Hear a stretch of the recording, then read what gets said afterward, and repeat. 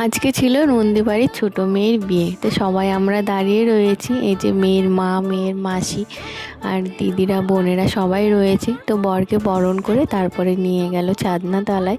তো বরকে বরণ করার চাঁদনাতলায় নিয়ে যাওয়ার সময় সবার ইচ্ছে ছিল বোনদের একটু আটকে, যেটা ঘর ধরা বলো, যাই হোক, যেহেতু বাইরে চাঁদনাতলায় বরকে নিয়ে যাবে সেই জন্য সেটা ওরা করতে পারলো না।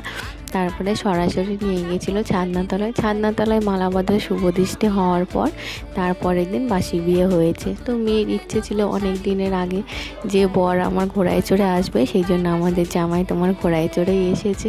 বেশ ভালো লাগলো।